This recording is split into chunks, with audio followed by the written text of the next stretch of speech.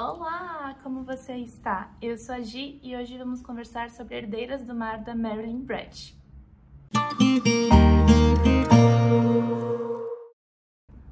Bom, como vocês podem ver, hoje eu estou num lugarzinho diferente. Eu acho que eu gostei mais de fazer o vídeo aqui. Temos inclusive participação especial de lasanha. E ela vai ficar por aí. Pode ser que meu outro gatinho também apareça para dar um oizinho para vocês. Já quero adiantar que eu gostei muito da leitura desse livro, porém ele possui alguns gatilhos que eu acho que vale a pena atentá-lo. Fala bastante sobre abuso sexual. Então, caso esse tema seja extremamente sensível para você ou se torne um gatilho, eu recomendo que você não o leia e que talvez não assista essa resenha também, porque pode ser que eu acabe falando de algumas cenas por aqui. Eu adorei a leitura desse livro, ele foi o livro de abril, eu já tô um pouquinho perdida nos meses. Ele foi escolhido no Clube do Livro, foi unânime, todo mundo gostou muito da leitura. Apesar de ser um livro extremamente pesado, e agora eu vou contar pra vocês o porquê. O narrador desse livro é em terceira pessoa e os capítulos são alternados. Então, nós temos pontos de vistas diferentes de forma alternada entre as duas irmãs, Hannah e Amy. Elas vivem em momentos diferentes, inclusive, em cada ponto de vista. Então, a Hannah está se referindo à vida dela na época da Segunda Guerra Mundial. A Amy narra também acontecimentos dessa época e um pouquinho posterior, mas ela já está vivendo em 2011 e nos conta também alguns acontecimentos que estão ocorrendo nessa época. O livro se trata, portanto, de duas irmãs tentando se reencontrar. Eu tenho que tomar um pouquinho de cuidado para não dar spoiler, porque eu já gravei esse vídeo antes e eu percebi que eu contei a história inteira sem deixar nenhuma partezinha de suspense. E como eu acho que vale muito a pena ler o livro e sei que algumas pessoas perdem um pouco a vontade de ler quando tem spoilers, cá estou eu novamente para deixar um suspensinho no ar e só dar uma pincelada no enredo. Portanto, essas duas irmãs moram na ilha de Jeju, eu acho que é assim que se pronuncia, inclusive, gente, essa história ela se passa na Coreia, então há alguns termos que eu possa falar que talvez estejam pronunciados de maneira errada. Peço desculpas, mas eu vou falar exatamente da forma em que eu pronunciei na minha mente enquanto eu li o livro. Essas duas irmãs, então, moram na ilha de Jeju com a mãe e o pai. As mulheres dessa família são mergulhadoras. Há, inclusive, um termo que eu vou ler para não falar besteira, Haenyo. Haenyo. São pescadoras mergulhadoras. Elas basicamente pescam e fazem coletas embaixo do mar. A Hannah, nessa época, tem 16 anos e a Amy apenas 9. A Amy, inclusive, também se tornará mergulhadora, mas como ela é muito novinha, ela fica na praia cuidando do que foi pescado e coletado. O pai também é pescador, mas ele é um marinheiro. Nessa época, o Japão ocupava a Coreia, então era muito comum ver os soldados japoneses pela região. Inclusive, a mãe da Hannah e da Amy pontuava a importância delas se manterem afastadas desses soldados, porque havia sequestros, havia recrutamentos, inclusive um dos tios da família foi recrutado para lutar na Segunda Guerra pelo Japão. Há um certo momento em que a Hannah está trabalhando com a mãe, a Amy está na praia e ao longe a Hannah vê um soldado japonês vindo em direção à sua irmã, mas sem vê-la. Só que uma hora ou outra a Hannah calcula que ele haveria. E ela tinha uma responsabilidade incutida nela, ela precisava proteger a irmã.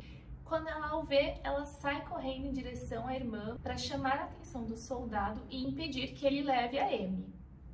O soldado vê a Hannah e a sequestra e é nesse momento em que a família é separada. Então, teremos dois núcleos nessa história, o núcleo da Amy e o núcleo da Hannah. Toda a jornada da Hannah tem muito sofrimento. Ela se torna uma mulher de consolo, que é basicamente algumas garotas e mulheres que eram sequestradas e abusadas sexualmente. Elas eram feitas de escravas sexuais. Então nós também conhecemos outras meninas a partir da Hannah que estão sendo feitas de mulheres de consolo. Existe essa luta constante dela querer voltar para a família. Os momentos de abuso, eles são olhados por uma lupa, então é escrito de uma maneira muito crua. A autora não nos poupa de maneira alguma nas descrições das cenas, por isso que eu comentei que pode se tornar um gatilho. Me incomodava profundamente. Para ler, eu precisava fazer pausas, porque realmente há cenas muito difíceis de digerir aqui. Então a Hannah é sequestrada por esse soldado japonês, que posteriormente a gente descobre que se chama Morimoto, e é ele quem faz todo esse processo para ela em relação a se tornar uma mulher de consolo. Então ela, por exemplo, vai parar em uma casa que é utilizada como prostíbulo, e eu não sei se esse seria o termo ideal ou adequado para o que era ali, mas basicamente era uma casa que ficava no continente. Então a Hannah inclusive sai da ilha de Jeju, e nessa casa as meninas tinham seu nome trocado por nomes de flores em japonês. Então todas elas tinham a identidade descartada. Só uma, que era japonesa, manteve seu nome, ela era um pouquinho mais velha também, mas as outras meninas tiveram os nomes trocados. As meninas eram feitas de escravas sexuais, e a Hannah, por exemplo, em uma certa passagem, relata que foi abusada por cerca de 20 homens no dia. São realmente cenas bem sensíveis que acontecem aqui. O Morimoto se diz apaixonado por ela, quer fugir com ela, e é interessante que a gente sabe, a partir da Hannah, que o maior desejo dela é voltar para o sul, em direção à ilha de Jeju, né, para voltar com a família. Só que o percurso dela é cada vez mais ao norte. Então ela sai da ilha, vai para o continente, né, a ilha de Jeju, ela fica ao sul da Coreia do Sul. Ela vai para o continente e depois ela vai para a Manchúria. Então ela vai se afastando cada vez mais, por mais que o desejo dela seja o contrário. Aqui ela conhece uma família com a qual ela se dá muito bem. Tem toda uma trama que começa a surgir a partir daí. Mas basicamente a Hannah ali encontrou também um lar. Ela continua com o desejo de voltar à família, mas de certa forma ela se encaixou na rotina daquelas pessoas e núcleo familiar mesmo. Mas lembre-se, o intuito do Morimoto sempre é fugir. Eu vou parar aqui a história da Hannah, porque realmente eu acho que se eu comentar qualquer outra coisa, eu vou acabar estragando a experiência de leitura de algumas pessoas. Cortando para Amy, ela cresce com os pais e ela vivencia as guerras de uma maneira diferente da Hannah. Então, por exemplo, a história começa no momento da Segunda Guerra Mundial. Como eu comentei, também se passa em 2011. Então toda essa linha do tempo até 2011 é vivida pela Amy. E ela passa por diversas situações tristes também. Ela vê a morte do pai, ela é forçada a um casamento com um homem que ela despreza completamente. A mãe dela também passa por outras situações muito difíceis. Então, você vê que essa família está totalmente desestruturada pelos acontecimentos que os cercam, mas os vínculos afetivos são muito fortes. Então, a Amy também constantemente quer buscar pela irmã.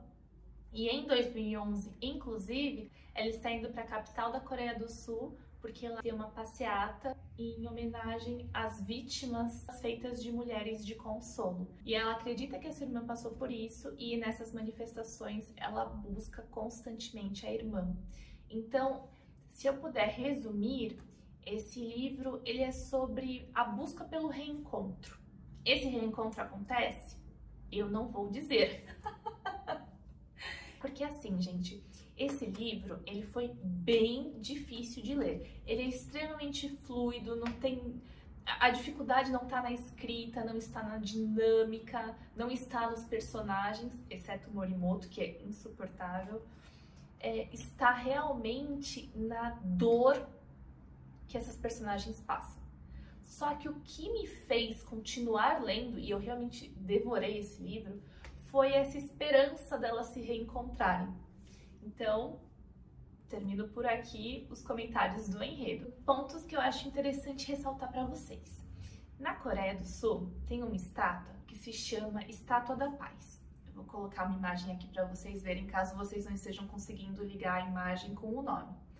Essa estátua foi uma homenagem para as vítimas feitas de mulheres de consolo. E na época o governo japonês insistiu para que se tirasse essa estátua, porque de certa forma essa estátua ela relembra um crime de guerra feito pelo Império Japonês da época.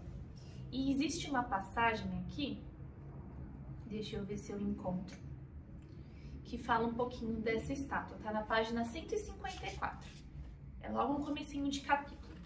Fala assim: para a manifestação de número 1000, temos uma surpresa especial. Então nós estamos na capital da Coreia do Sul, em dezembro de 2011. A Amy está lá com os filhos dela, inclusive, que moram lá, e ela está em busca da irmã, e há um certo momento em que pegam o microfone e anunciam o que eu vou falar agora. 2 artistas criaram a Estátua da Paz para lembrar o sofrimento das assim chamadas mulheres de consolo. Esse monumento é para todas as mulheres e meninas que foram forçadas à escravidão sexual militar, perdendo sua infância, sua família, sua saúde e sua dignidade, e para aqueles que perderam suas vidas, cujas histórias nós jamais conheceremos. Enfim, aqui, gente, é um livro de ficção, então essas personagens não existiram, mas situações como as ocorridas aqui, a violência por parte dos soldados, a escravização sexual das mulheres, não apenas coreanas, tá? Vale ressaltar. Isso realmente aconteceu. E a autora fez algo que eu considerei brilhante, assim como o pessoal que conversou comigo no Clube do Livro, que foi conseguir dar um significado diferente para a Estátua da Paz. Então ela não é apenas tudo isso. Ela tem algo a mais, que aí você vai precisar ler para entender do que estou falando. Recomendo demais a leitura desse livro. Torno a repetir que pode conter gatilhos, então se temas como pedofilia e estupro são de extrema sensibilidade para você, ao ponto de se tornarem gatilhos, não recomendo a leitura. Aos demais que entendem que esse tema é super pesado, mas que se interessaram pela leitura, recomendo demais. Esse livro aqui, inclusive, se tornou um dos favoritos de uma pessoa do Clube do Livro desde o comecinho do clube. Então, ele ficou um livro bem querido por todo mundo que conversou sobre ele.